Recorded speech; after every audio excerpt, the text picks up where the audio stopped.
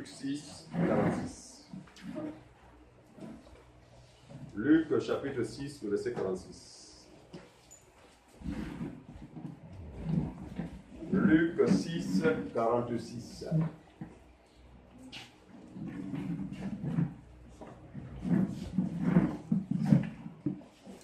On va lire ensemble. Qui peuvent se lever, mais tant mieux.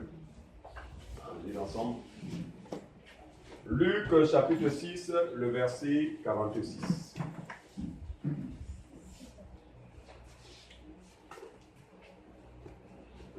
Luc 6, 46. Luc chapitre 6, le verset 46. Vous lire? On y va ensemble. Pourquoi m'appelez-vous Seigneur, Seigneur, et ne faites-vous pas ce que je dis? Que Dieu bénisse sa parole. Qu'il ajoute à cette même parole l'explication. Amen. Pourquoi m'appelez-vous Seigneur, Seigneur, Seigneur, et ne faites-vous pas ce que je dis? Le thème, si vous prenez un thème, c'est l'iniquité. L'iniquité.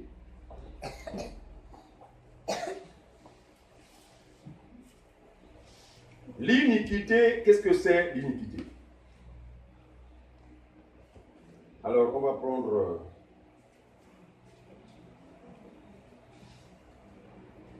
« 1 Jean chapitre 5 ». 1 Jean chapitre 5. Quoi? Oh, oui. On va lire à partir du verset 16. 16 à 17. Quelqu'un va faire la lecture. 1 Jean chapitre 5, le verset 16 à 17. Si quelqu'un voit son frère commettre un péché qui ne mène point à la mort, Si quelqu'un voit son frère commettre un péché qui ne mène point à la mort, qu'il prie, et Dieu donnera la vie à ce frère. Dieu donnera la vie à ce frère. Je pense qu'on a déjà été enseigné là-dessus, n'est-ce pas? Chacun de nous connaît le péché qui mène à la mort et celui qui ne mène point à la mort. D'accord? On continue la lecture.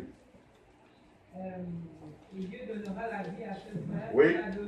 Il la donnera à ceux qui commettent un péché qui ne mène point à la mort. Très bien. Il y a un péché qui mène à la mort. Il y a un péché donc qui mène à la mort. Ce n'est pas pour ce péché que Dieu dit de qui. Très bien.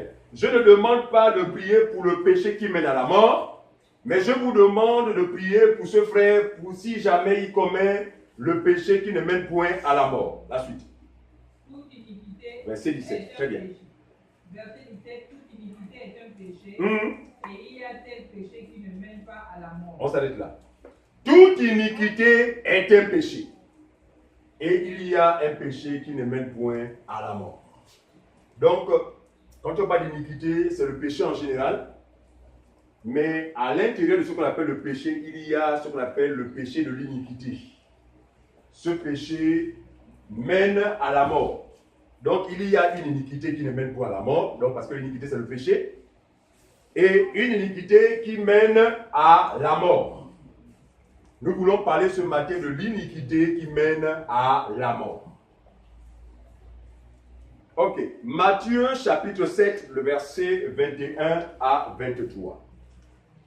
Matthieu 7.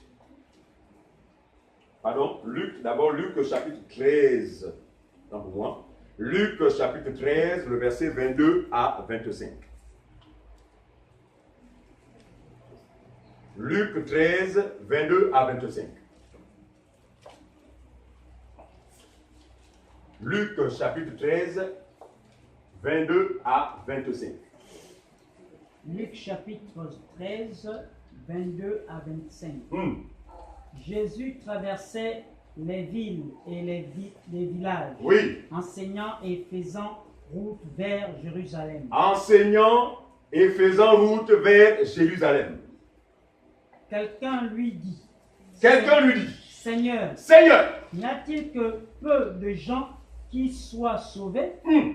Y a-t-il que peu de gens qui soient sauvés? Autrement dit, Seigneur, il y aura donc seulement un petit nombre de personnes qui vont être sauvées?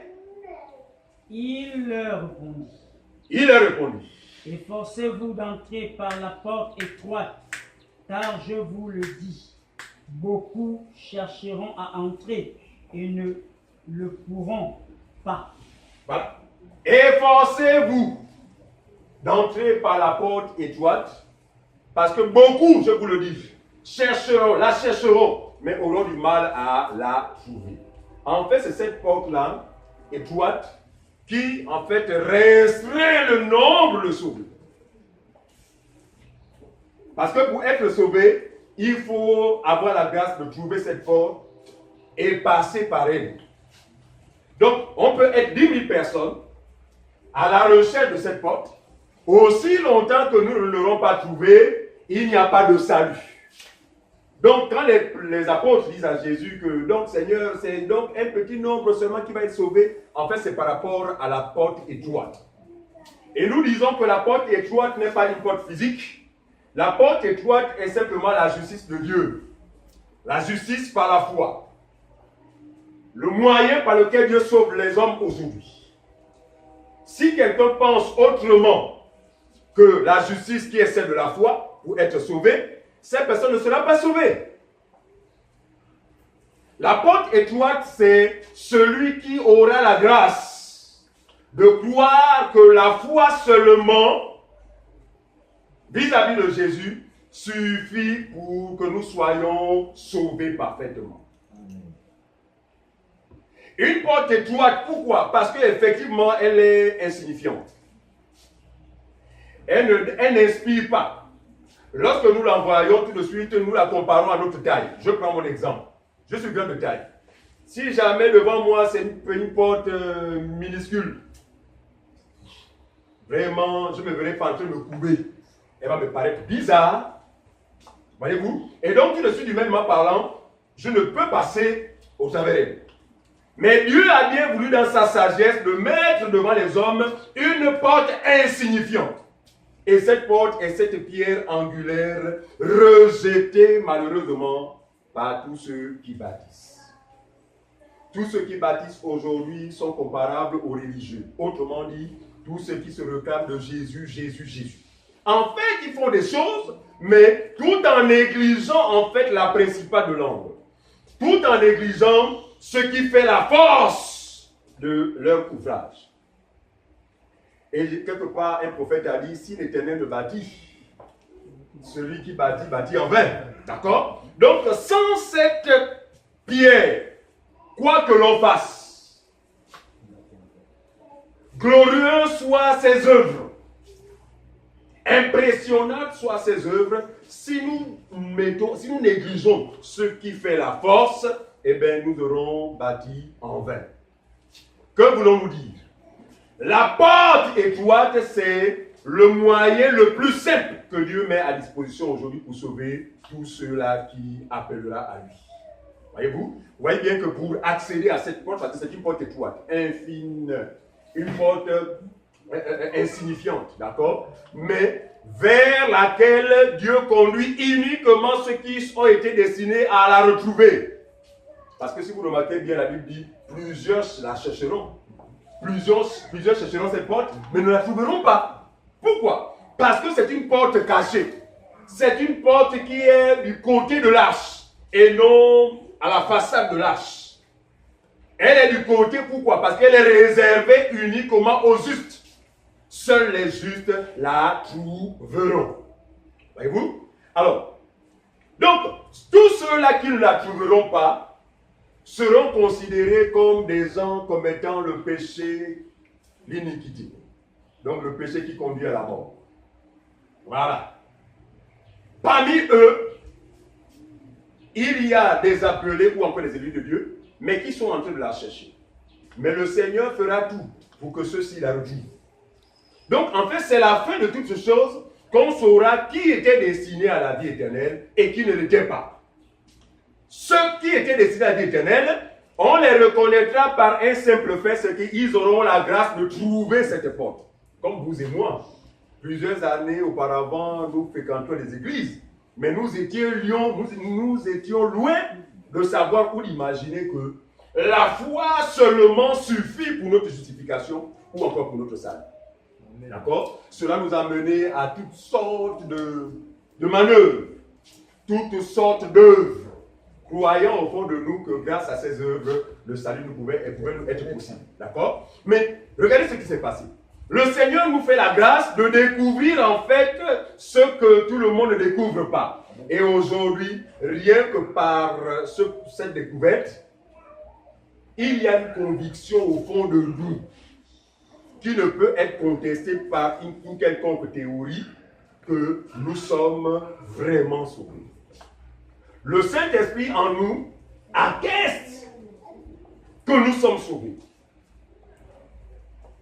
Le Saint-Esprit rend témoignage à notre esprit que nous sommes sauvés dans la mesure où la justice sur laquelle nous nous appuyons n'est pas la nôtre, mais elle est celle de Dieu. Et cette justice, c'est cette porte resserrée. C'est pourquoi il dit, efforcez-vous d'entrer par elle. L'effort n'est pas physique. L'effort n'a pas rapport avec les œuvres, nos propres œuvres. L'effort a rapport avec le fait d'accepter l'inacceptable. Parce que dans la pensée humaine, c'est une folie. C'est un scandale. Or, l'effort, n'est-ce pas, que nous avons effectué par la grâce de Dieu, c'est aujourd'hui avoir eu la capacité d'accepter l'inacceptable. Vous comprenez ça? C'est dans ce sens qu'on parle d'efforcez-vous. Donc nous sommes de ceux-là, nous sommes ces violents dont a parlé le prophète. Le prophète Jean-Baptiste dit, ce sont les violents qui s'en emparent. Le royaume des cieux est forcé. Et ce sont les violents qui s'en emparent. Les violents, c'est simplement ceux qui ont eu la grâce de mettre de côté leurs pensées et de considérer la folie de Dieu. Voilà. En cela, nous sommes des hommes et des femmes violents. Ok. Et Matthieu chapitre 7. Nous parlons de l'iniquité. Donc, quand on n'accède pas par cette petite porte, nous avons commis l'iniquité, donc le péché qui mène à la mort. Parce que sans la foi, personne ne sera sauvé. Sans la foi, personne ne peut être agréable à Dieu. Matthieu chapitre 7, 21 à 23. Matthieu 7, 21 à 23, s'il vous plaît. Matthieu 7, 21 à 23. Oui. Page 956. Ceux qui me disent, Seigneur, Seigneur, n'entreront pas tous dans le royaume des cieux, mais celui-là seul qui fait la volonté de mon Père qui est dans les cieux. Très bien. Ceux qui me disent Seigneur, au départ on a lu dans Luc 6, il disait quoi? Pourquoi m'appelez-vous Seigneur et ne faites-vous pas ce que je vous dis? Et là il dit, ceux qui me disent Seigneur, Seigneur, Seigneur, n'entreront pas tous dans le royaume de Dieu.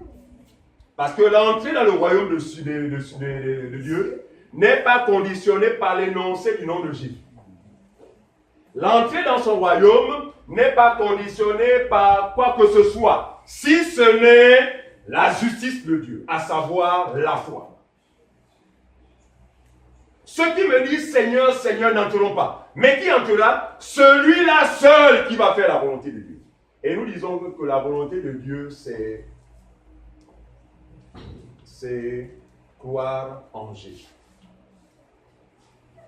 La volonté de Dieu est que quiconque voit le Fils et croit en lui ait la vie éternelle. Donc, pratiquer la volonté de Dieu, ce n'est pas ce qu'on nous a fait croire.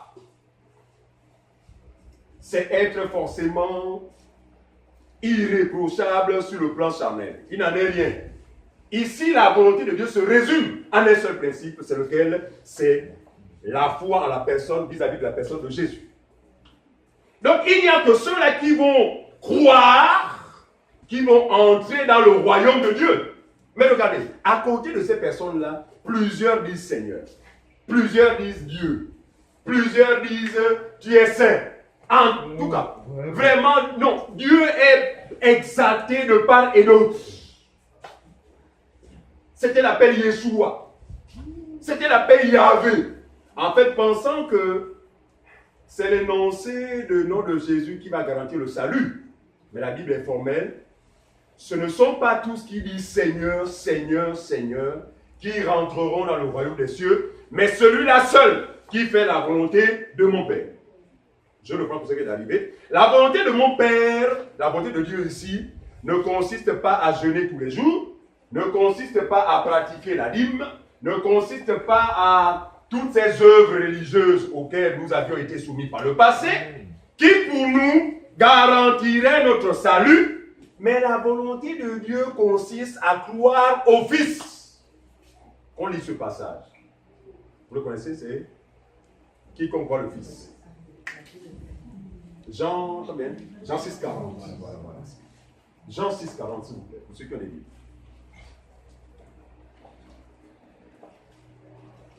Jean 6, le verset 40. Jean 6, verset 40. Très bien. La volonté de mon Père, c'est que quiconque voit le Fils, quiconque voit le Fils, autrement dit, quiconque reçoit l'évangile de la bonne nouvelle et croit en lui, et croit en cet évangile, est la vie éternelle. est la vie éternelle. Donc nous comprenons le sens de... Ce ne sont pas tous qui disent Seigneur, Seigneur, mais celui-là qui fait la volonté de mon Père. Faire la volonté de Dieu, c'est croire au Fils unique. C'est croire en celui que Dieu a envoyé. Celui qui croit fait parfaitement la volonté de Dieu. Par conséquent, héritera le royaume des cieux. Mais celui qui ne croit pas sera condamné. Amen. En fait, celui qui ne croit pas commet le péché qui mène à la mort. Amen. Et le péché qui mène à la mort, c'est quoi? C'est l'iniquité. Dans la suite de Matthieu 7, verset 21. À partir du verset 22. Oui.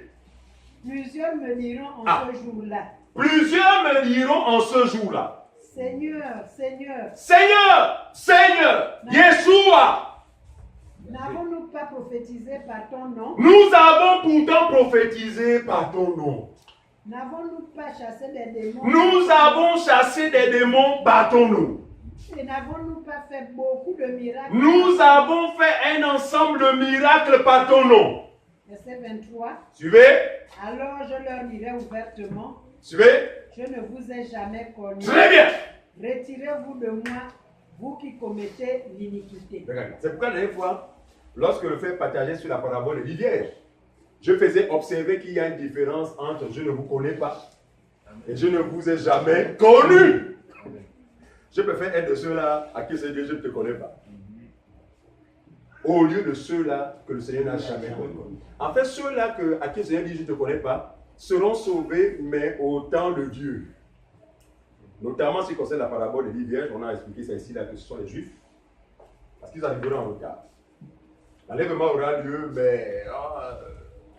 d'accord? Mais il est, retirez-vous de moi, je ne vous connais pas. Non, il les connaît. Il les a connus avant le enlèvement. Mais sauf que, par rapport à l'enlèvement, plusieurs d'entre eux ne seront pas au rendez-vous. Faute d'incrédulité. Or là, il dit, je ne vous ai jamais connu. À qui s'adresse-t-il ici? Il s'adresse à toutes ces personnes qui pratiquent le péché qui mène à la mort. Donc, ceux qui ne sont pas destinés à la vie éternelle. Ceux-ci commettent le péché qui mène à la mort. C'est-à-dire que ce genre de personnes, en réalité, vous allez finir toutes les requêtes de prière possibles. Leur situation ne sera jamais changée. D'accord? Vous allez entreprendre toute forme de démarche. Prière en groupe, prière à deux. Tout ça là, oh Seigneur, sauve, sauve. Non, ils ne seront pas sauvés pour une simple et seule raison. Ils auront commis le péché qui mène à la mort. Donc, l'iniquité. Et ce péché, c'est quoi? C'est l'incrédulité. beaucoup de personnes nous ont fait croire par le passé que le péché qui mène à la mort est rattaché à des actes. Si c'est le cas, chers amis, si c'est le cas, qui peut être sauvé? Personne. Mais on dit néanmoins qu'il y a des gens dans le royaume. Ça veut dire que ce n'est pas sur cette base-là. Parce que si c'est la base de nos actes, personne ne sera sauvé. Par contre, nous comprenons que le péché qui ne mène point à la mort, c'est ce que nous avons été, en fait, notre condition de pécheur. Parce qu'avant que nous soyons sauvés, nous étions des pécheurs. Mais le Seigneur nous a fait grâce. Des frères et des sœurs à travers le monde ont prié en notre faveur. Avant qu'il ne prie, Jésus lui-même avait déjà prié en notre faveur. Amen. Voyez-vous? Alors vous avez vu qu'on a vécu dans le péché pendant un moment, jusqu'à ce que nous regagnions notre domicile. Jusqu'à ce que nous ayons trouvé cette porte étroite. Il ne s'agit pas de ces catégories de brebis, mais des brebis, frères, qui ne trouveront jamais cette porte. Quand bien même on prendra du temps à leur expliquer et leur montrer le bien fondé de la foi, ils vous diront toujours non. Nous ne croyons pas que la foi seule suffit pour nous sauver, mais il faut associer à cette foi un ensemble d'œuvres. À partir de ce moment-là, on peut être sûr du salut. Non, ça c'est à penser, ce n'est pas ainsi que Dieu pense. Vous comprenez ça? Donc, il dit, éloignez-vous de moi, vous, il indique, qui commettez quoi? L'iniquité. Mais si ça essaie de l'iniquité, qui est le péché qui mène pour la mort, on est tous dedans. Mais il dit quand même, éloignez-vous de moi, et je ne vous ai jamais connu. Or, nous, on a vu qu'on a commis l'iniquité par le passé, mais aujourd'hui, nous sommes à lui. Donc, il ne s'agit pas de nous, il s'agit de la catégorie, n'est-ce pas, de ceux qui sont destinés à la perdition. Ouais, ça, nous le disons aux efforts. Nous parlons sur la base des Écritures. Il y a des gens dans ce monde, pas forcément des gens qui n'ont rien à voir avec la religion. Je vais aller dans le domaine religieux. Il y a des pasteurs, des diacres, des prophétesses, des chants, je ne sais quoi, tout ce qu'il y a, font des choses au nom du Seigneur, mais le Seigneur ne les a jamais connus. Pourquoi nous le disons? Sur la base du même texte, ces gens ont chassé les démons au nom du Seigneur. Les démons sortaient des corps. Et les gens acclamaient. Les gens louaient Dieu. Ces gens-là prophétisaient. Ces gens-là faisaient toutes sortes de miracles. Mais Dieu n'était pas avec eux. Et nous voulons aussi comprendre ici que attention avec les miracles.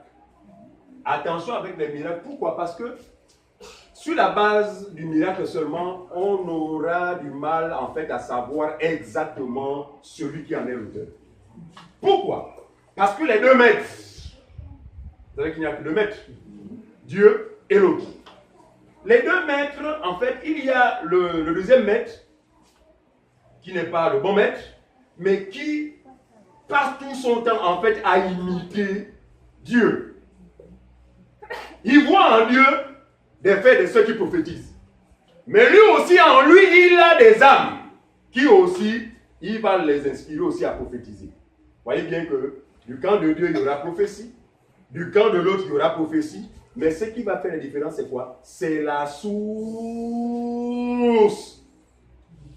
de ces différentes prophéties. Du côté de Dieu, il y a des vrais miracles. Nous parlons de vrais miracles parce que ces miracles sont le fruit de quoi? De la vraie parole. Amen. Et de l'autre côté aussi, il y a des miracles. Mais des miracles sans la vraie parole. Des miracles sur des bases ou encore des croyances autres que l'évangile.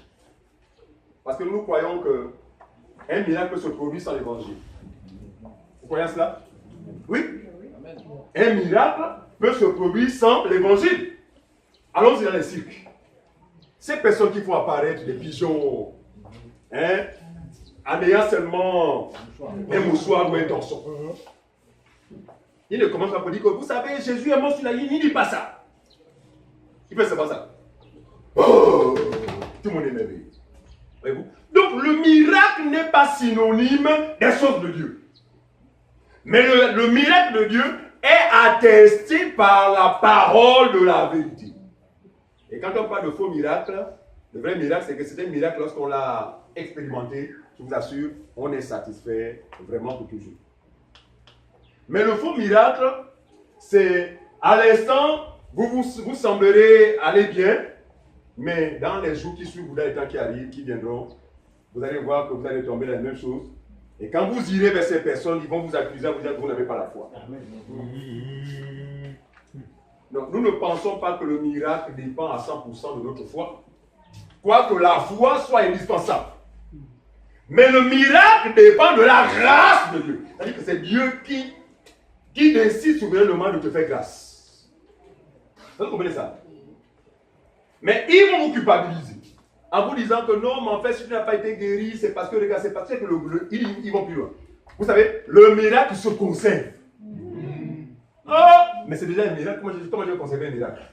Un miracle, c'est ce qui me dépasse. Un miracle, c'est ce qui dépasse mon entendement. Comment vais-je conserver le miracle? Je n'en ai pas le pouvoir. Ce sont des menteurs. En fait, ils veulent justifier les justifiables. Ils sont faux et leurs miracles sont forcément faux. Alors, parce que lui, c'est quoi? Il faut que ces personnes-là qui expérimentent ce miracle-là s'affermissent dans l'erreur.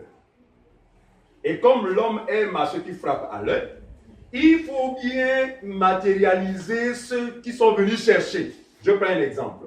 Au cours d'une croisade d'infos, de la place ou info à l'international, parce qu'ils sont nombreux, d'accord? J'ai un problème au niveau de mon œil.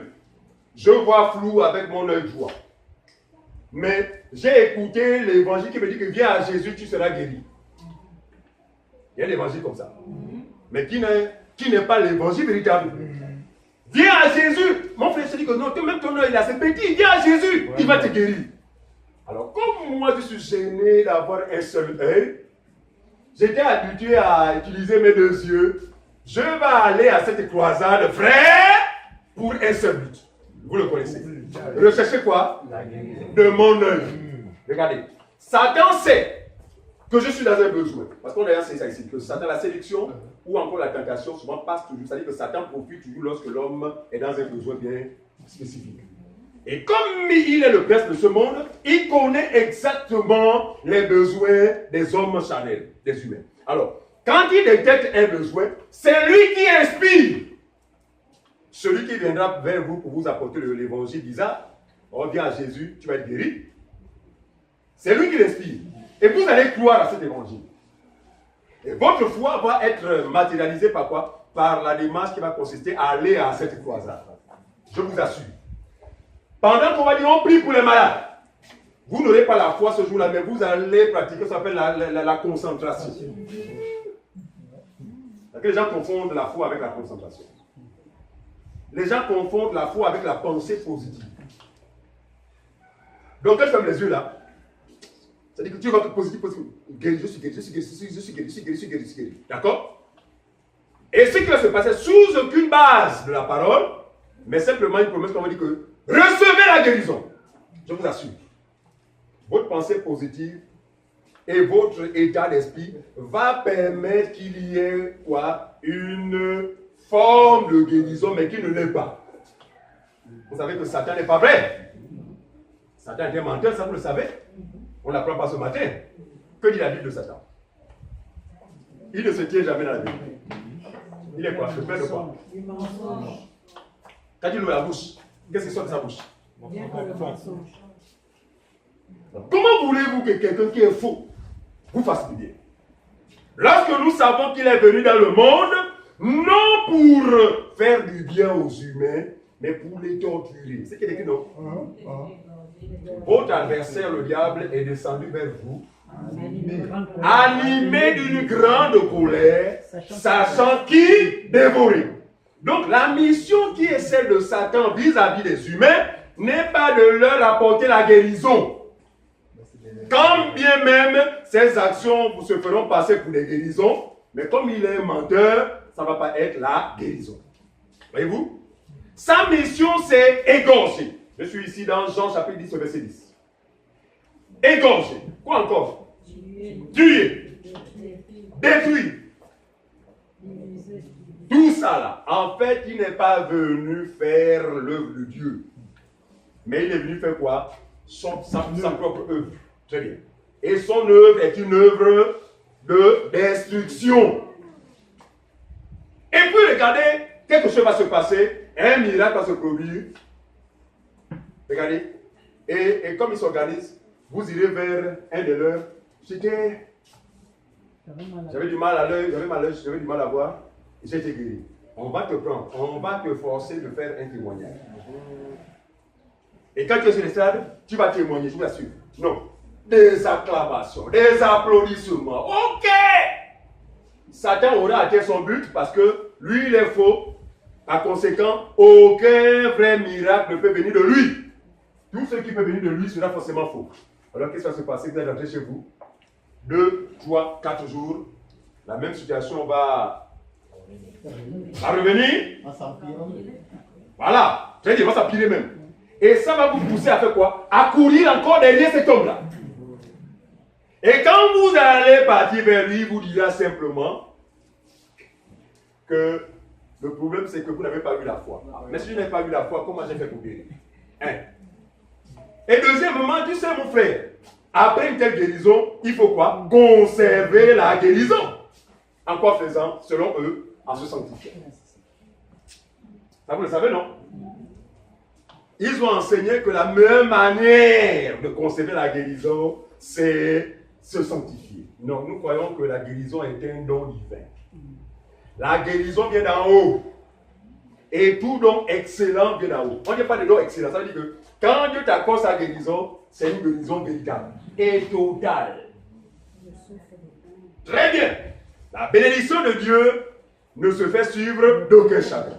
Or, celle de Satan, aussi bien qu'elle est fausse, avec le temps, le chagrin sera toujours votre partage. Et ça va être un éternel recommencement. Un éternel recommencement. Et ce qui est encore plus, ce qui m'intrigue, c'est que dans toutes ces choses, sans ce qui fait la force, sans la vraie parole, il n'y a pas la parole en vous, mais vous êtes dans une soif, n'est-ce pas, qui essaie de satisfaire vos besoins charnels. Jusqu'où nos besoins charnels vont-ils nous conduire? De vous à moi, si ce n'est à Minobé ou à la un jour. C'est pourquoi la Bible dit que, aussi vrai que vous êtes mort avec Jésus-Christ et ressuscité avec lui, recherchez les choses d'en haut où Christ est assis. En fait, les choses d'en haut sont les choses éternelles. Les choses d'en haut sont l'héritage des saints. C'est pourquoi aucun faux frère, aucun faux pasteur ne pourra accéder aux choses d'en haut, ce qui explique qu'ils sont obligés de se limiter toujours aux cieux de la terre. Pourquoi? Parce que ce n'est pas leur héritage. Nous sommes des descendants d'Isaac. Isaac a reçu un héritage spirituel et non charnel. Contrairement à son frère, qui lui a reçu un héritage charnel. Donc celui qui se reconnaît dans l'héritage charnel s'affectionnera aux choses de la chair et de la terre. Mais celui qui a reçu un héritage spirituel s'affectionnera aux choses de l'esprit. Et ce sont les meilleurs. Parce que ce sont les choses qui ne passent pas. Ce sont les vraies choses. Regardez, s'il y a un homme béni sur la terre, c'est celui qui possède ses richesses. Le diable a renversé la donne. Il a fait croire aux gens que la bénédiction, ça va avoir un haut meuble, ça va avoir une très belle maison, c'est occuper un très bon poste social. Ils vont plus loin. En fait, pour eux, ce qui va même montrer que tu es vraiment un enfant de Dieu, ce sont ces choses-là. C'est grave, vous êtes séduit. Et il n'y a que Satan pour inculquer ce genre de pensée. Pourquoi? Parce qu'il sait que cette pensée, en fait, est contraire à la pensée de Dieu. Et quand quelqu'un accepte ou croit à de telles pensées, la personne est complètement en dehors du droit chemin. En entendant quoi? La mort, si elle vous atteint dans ces conditions, directement, comme dit certains, sans escale, vous êtes entre les mains de Satan. Et ceux qui ont l'habitude de dire, quand bien même je ne l'ai pas expérimenté, je pense que comme il est l'accusateur, d'accord, il prendra le temps, avant de vous torturer, de vous rappeler, c'était fait. Sais-tu que c'est moi qui t'avais trompé lorsque je t'avais fait quoi? Voilà, il t'a dit dans bien tout ça. C'était moi. Et moi, le diable qui me chassait là. Tu peux pas me chasser, j'étais en toi. C'est moi qui t'inspirais. Donc la torture commence déjà là, avant la vraie torture. C'est pourquoi la Bible, Jésus va dire, prenez garde. que personne ne vous séduise. Prenez garde, que personne ne vous égare du droit chemin. Et nous disons que le droit chemin, c'est l'évangile de la vérité, frère. Ouais. Quand on a cet évangile, on est non seulement en sécurité, mais nous sommes confiants. Nous sommes confiants. Alors, allons-y. Quelle iniquité exactement ces hommes ont-ils commis? Parce qu'il dit quoi? Éloignez-vous de moi, vous qui commettez l'iniquité. Quelle iniquité concrètement? On a vu que si c'était sur la base des œuvres, personne d'entre nous ne pouvait être sauvé. Donc il n'en est rien. Il s'agit alors de quelle iniquité? L'iniquité, allons-y, Néhémie, chapitre 4, le verset 4 à 5. Néhémie, s'il vous plaît, le livre de Néhémie, chapitre 4, le verset 4 à 5. Quelle iniquité ces hommes ont-ils commis? Parce que même la suite du même passage va nous dire qu'effectivement, ils ont fait des choses, ils ont construit des maisons, mais sur du sable. D'accord? Et lorsque le vent est venu, les tempêtes ont soufflé, cette maison, d'accord, s'est retrouvée complètement détruite. Ici, symbole de quoi? Symbole de faire des choses, prêcher soi-disant, imposer les mains aux malades, chasser les démons sans la vraie parole. Voilà. Sans la vraie parole, on est semblable à ces gens-là qui construisent des maisons sur du sable. Parce que la parole, c'est le rocher, c'est le roc. En fait, c'est le fondement. Celui qui construit sur ce fondement, sa maison subsistera. Même quand les vents, les tempêtes vont s'abattre à cette maison, mais cette maison va tenir. Pourquoi? Parce que le fondement est de qualité. Et ce fondement, c'est Jésus. Néhémie, chapitre 4, le verset 5. Regardez la vie que les gens de dehors ont vis-à-vis de nous. Lisons. Néhémie chapitre 4, verset 5. Ne pardonne pas leur iniquité. 4 à 5, 4 à 5. 4 à 5. 4 à 5. Écoute, ô notre Dieu. Écoute, ô notre Dieu. Ça, c'est la plainte qui est intérieure à chacun d'entre nous, les croyants. Écoute notre Dieu. Comme nous sommes méprisés, fais retomber leurs insultes. C'est le cas, non? Sur leur tête. Nous sommes méprisés, non? Nous sommes méprisés. Ici, plus particulièrement par la catégorie des soi-disant chrétiens, qui ne se reconnaissent pas en nous pour un simple fait, le fait d'avoir pris au scandale de la foi.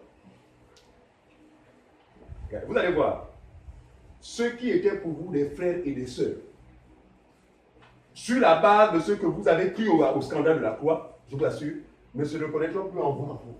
Ils verront en vous complètement la perdition.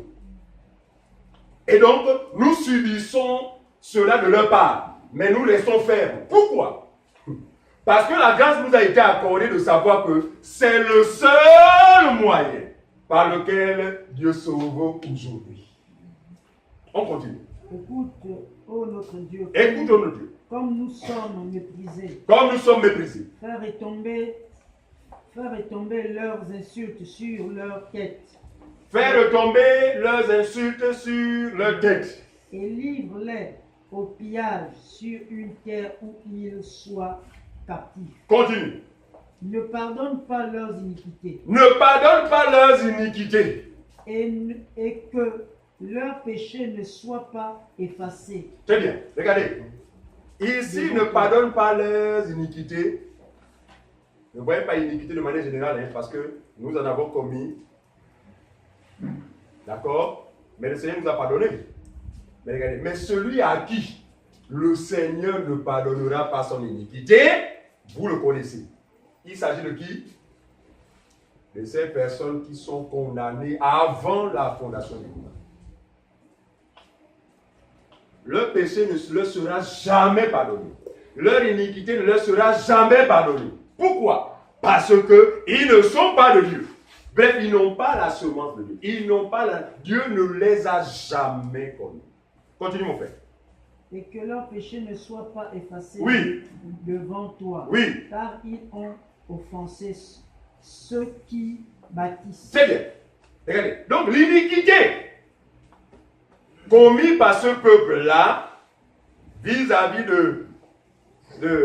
des croyants, vis-à-vis de ceux qui se plaignent là, d'accord? C'est quoi? C'est qu'ils ont quoi? Ils ont méprisé quoi?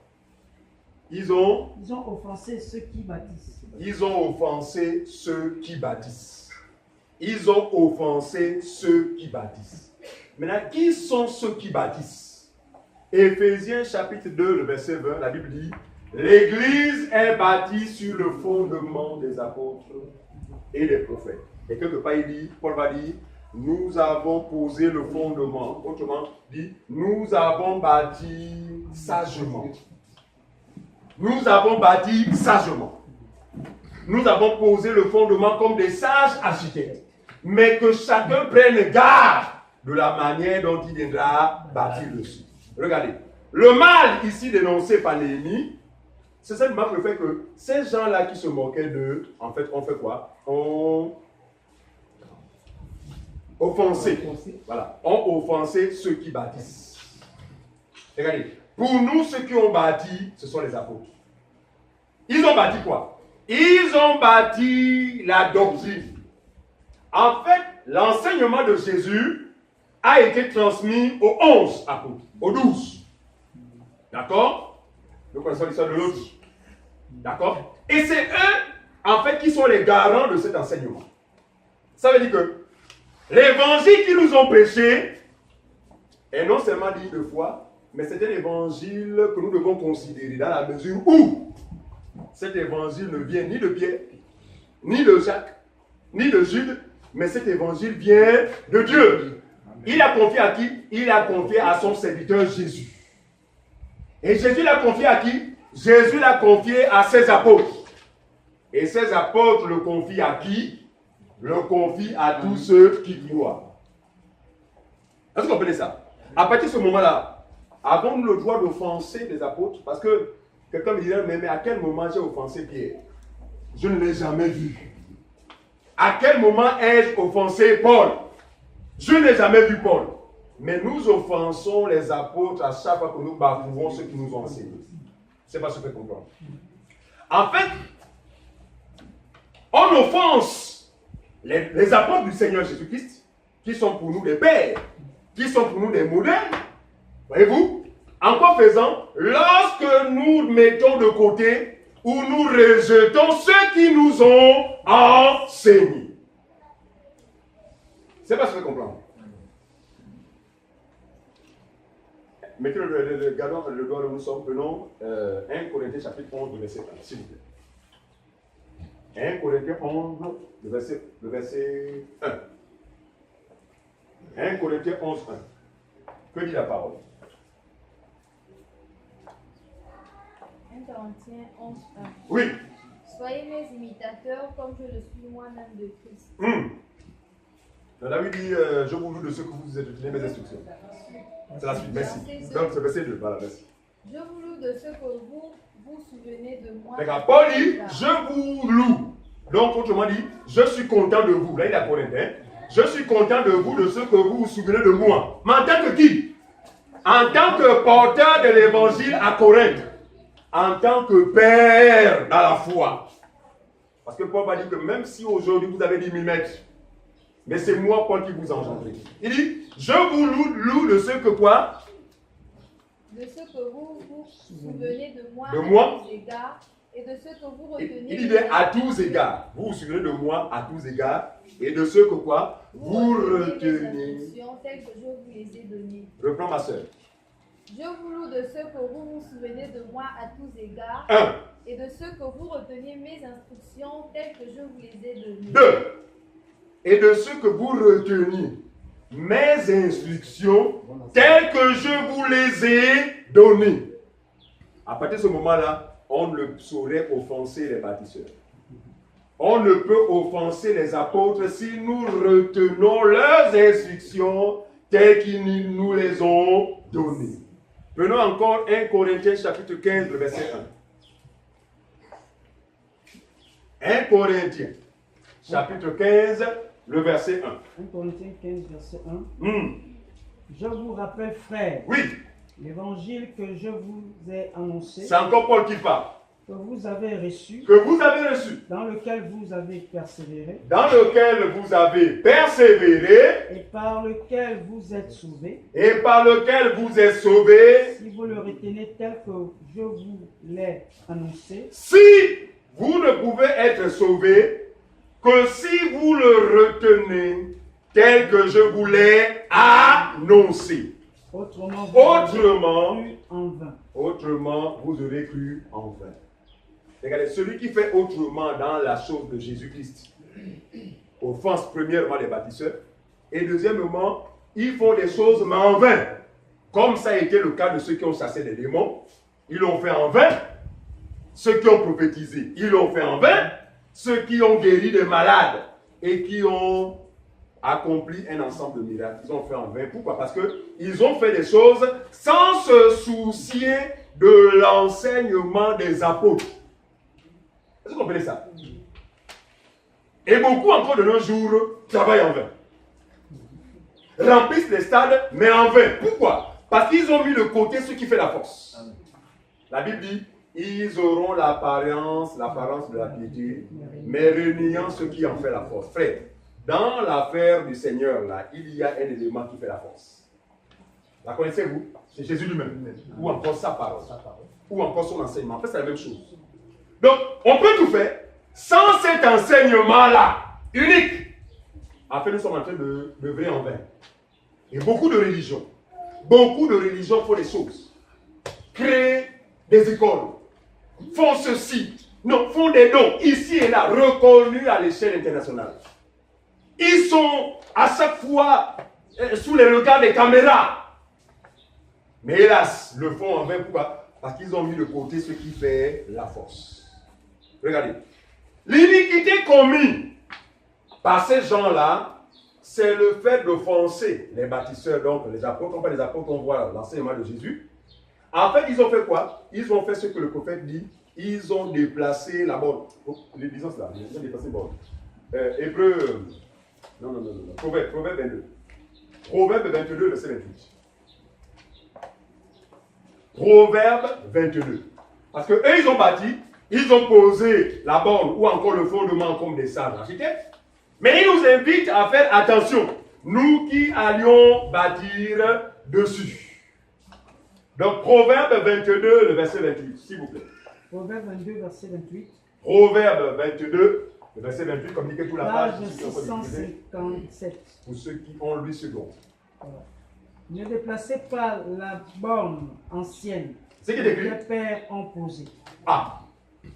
Ne déplacez pas quoi? La borne ancienne Que tes pères ont que tes pères ont posée. Frère, qui sont nos pères aujourd'hui dans la foi?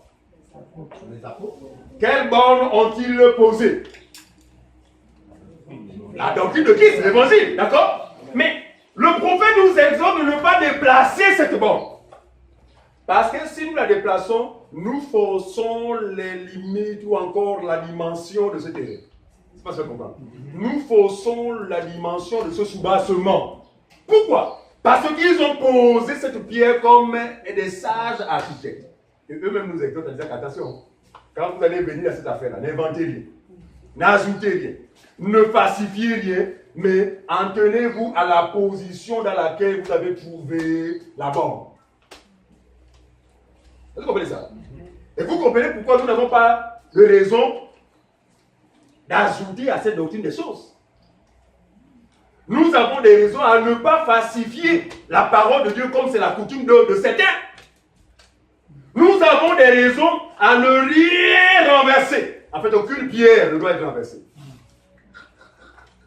Aucune pierre. La pierre doit être renversée. Parce que si elle est renversée, la donne change absolument. Et lorsque nous savons que, frère, la borne qui a été posée de manière sage. Pourquoi? Parce que la position sur laquelle elle a été posée est salutaire. C'est-à-dire que l'homme ne peut sauver qu'en s'appuyant sur cette pierre telle qu'elle a été posée. Maintenant, si nous la déplaçons, frère, quel salut? Et aujourd'hui, plusieurs ont déplacé cette pierre, font des choses, accomplissent des miracles, prophétisent, font ceci ou cela, mais je vous assure, en vain. Pourquoi? La donne a été changée dès lors que la borne a été déplacée. Or, l'homme le plus sage dit, ne déplace pas la borne qui a été posée par les anciens. Vous comprenez la garde des prophètes? Non, il parlait de bornes. En temps normal, bornes, nous possédons les bornes, c'était des limites intérieures. Mais comme ils ont prophétisé touchant la grâce, Amen. ça veut dire qu'en fait, la borne, là, en réalité, c'était quoi? C'est l'enseignement de Jésus qu'il ne faut jamais déplacer. Et dans l'Apocalypse, là-bas, il est clair. Celui qui ajoutera, qui connaît ce passage? Apocalypse, celui qui ajoutera au majeur, sa part sera retranchée. Hein? Oui, c'est dans l'Apocalypse, on peut me lire ça. Vraiment, vraiment, ça va nous aider. En tout cas, c'est vers la fin là-bas, hein, quoi. Seigneur, aide-nous à le retrouver facilement. Merci, ce bien-aimé. On sent que tu as fait famille avec les étudiants. C'est bien. Apocalypse combien? 22. Alors, que quelqu'un le lise à haute intelligible voix. Pour que nous comprenions l'importance de ne pas déplacer la borne qui a été posée par les anciens. 18, déjà après 18, voilà, pour que nous comprenions bien les choses. Je le déclare Oui, à quiconque entend les paroles de la prophétie oui, de ce livre. de ce livre. Si quelqu'un y ajoute quelque chose, Si quelqu'un y ajoute quelque chose, Dieu le frappera. C'est ce qu'il est écrit. de Christ. c'est ce qui est écrit. Donc nous avons intérêt à ne rien ajouter. À de nous contenter uniquement de ce qui nous a été enseigné. Ensuite, Dieu le frappera des fléaux décrits dans ce livre. Seigneur, les fléaux sont terribles. Et Donc, si nous avons compris. Oui. quelqu'un retranche Et quelque si quelqu'un chose retranche quelque chose, des paroles du livre de cette prophétie, prophétie, Dieu retranchera sa part de l'arbre de la vie et de la ville sainte Très bien. écrit dans ce livre. Très bien. C'est tout? Vous voyez bien que c'est danger. Hein? On est tous convaincus ce matin qu'il n'y a pas lieu de déplacer la borne qui a été posée par les anciens. Parce que si nous le faisons, nous sommes d'office perdants. D'accord? Très bien. Allons-y, 1 Timothée. 1 Timothée, s'il vous plaît. Chapitre 1, le verset 3 à 4. Vous allez comprendre pourquoi les apôtres dans leur ensemble ont ouvert grandement leur bouche pour nous mettre en garde quant au fait de veiller à ne pas déplacer la borne qui a été posée par les anciens. De ne pas falsifier, de ne pas diluer, de ne pas ajouter, de ne pas retrancher des choses qui ont été prescrites à travers l'évangile que tous ont prêché. 1 Timothée chapitre 1 1, verset 3 3 à à 4. 4. Très bien. Je te rappelle l'exhortation que je te fis à mon départ. Paul rappelle à son fils Timothée l'exhortation qu'il lui avait communiquée lorsqu'il était sur le point de voyager. À mon départ pour la Macédoine. Avant qu'il n'aille en Macédoine, Paul a fait asseoir Timothée pour lui communiquer quoi? Pour l'exhorter. Suivez, pour l'exhorter quant à un point que Paul a estimé déterminant. Parce que quoique le ministère de Timothée a été un ministère très fructueux, mais si Timothée osait déplacer là-bas, qu'est-ce qu'il va dire? Lorsque je t'engageais au reste à rester à Éphèse, oui, afin de recommander à certaines personnes de ne pas enseigner d'autres doctrines. Oh! Afin de recommander à certaines personnes de ne pas enseigner d'autres doctrines. Autrement dit, recommander à certaines personnes de ne pas déplacer la borne qui a été posée par nos pères. Au verset 4. Oui. Et de ne pas s'attacher à des fables. Très bien. Et à des généalogies sans fin qui produisent des discussions plutôt qu'elles n'avancent l'œuvre de Dieu dans la foi. Très bien. Déplacer la borne aussi, ce n'est pas seulement le fait de falsifier l'évangile comme nous l'avons dit, c'est aussi croire à autre chose au nom de Jésus. Hein? Quand quelqu'un croit à l'évangile du diable qu'on appelle le combat spirituel, Non, le combat spirituel à la manière des écrits de l'éveil. Hein? Voilà. Quand quelqu'un croit à un tel évangile, en fait, vous avez déplacé la borne. Vous ferez même mieux de ne pas faire mention du nom de Jésus dans cette affaire. Non, mettez le nom de votre fondateur ou le nom de votre, en fait, du gourou. Mais enlevez Jésus. Parce qu'une fois que vous mettez Jésus, vous allez être considérés comme des gens ayant déplacé la borne qui a été posée par les anciens. C'est ce que je fais comprendre. Parce que vous croirez vous allez croire à des généalogies sans Des fait. fables. Vous allez croire à des fables. Quelles sont ces fables aujourd'hui? C'est toutes sortes d'évangiles inventés dans un seul but de vous exploiter, soutirer votre argent. Parce qu'il y a des personnes effectivement qui ont inventé un ensemble d'évangiles bizarres juste avec un seul but, vous asservir. Et en cela, dès lors qu'ils font mention du nom de Jésus dans ces évangiles-là, ils sont considérés parmi les gens qui ont déplacé la borne ferme. Il y a une malédiction. Quand quelqu'un déplace la borne, c'est la mort. Quand quelqu'un déplace la borne pour les anciens, il n'y a plus de salut. Parce que le salut ne se trouve que dans la position et dans l'endroit où la borne a été posée. C'est pourquoi il dit que si quelqu'un, si nous ne retenons pas l'évangile tel qu'ils l'ont enseigné, nous allons faire en vain. Parce qu'effectivement, la position de la pierre ou son aspect est salutaire. C'est un aspect qui n'a rien à tirer du regard. C'est pourquoi elle est rejetée par ceux qui bâtissent. En fait, c'est une pierre qui est insignifiante. Mais attention, même si elle est couverte de poussière, frère, nous la respectons. Hein? Même si nous trouvons un escargot dessus, frère, nous la respectons. Nous savons que c'est une pierre, mon ami, qui va être une occasion de chute, enfin, pour certains, et une occasion de salut aussi pour plusieurs. Pour nous, nous la respectons, nous savons que notre salut en dépend. Donc, même si elle a bout dessus, frère, nous allons dormir dessus. Amen. Vous comprenez ça? Très bien. Or, celui qui est étranger à ces choses, rien que l'aspect de la pierre, ou encore ce qu'il y a dessus, le monsieur va continuer son chemin. Il va préférer marcher pendant 10 km ou 20 km pour chercher un lit. Pendant que nous, sur la pierre, même si le dos fait mal, nous disons que là, nous sommes en sécurité. Vous comprenez mon langage, j'espère. Amen. Ok. Donc, allons-y. 1 Timothée 6. 1 Timothée 6, s'il vous plaît. 1 Timothée 6, s'il vous plaît. Le verset 3 à 5. 1 Timothée 6, Oui, verset 3 à 5, 3 à 5. page 1208. Si quelqu'un enseigne de fausses doctrines Ça revient encore. et ne s'attache pas aux saines paroles Ah. du Seigneur Jésus-Christ et à la doctrine qui est selon la piété, On s'arrête d'abord là. Si quelqu'un enseigne de fausses doctrines, la fausse doctrine c'est quoi? C'est simplement une borne qui a été déplacée. C'est pas ce que je vais comprendre.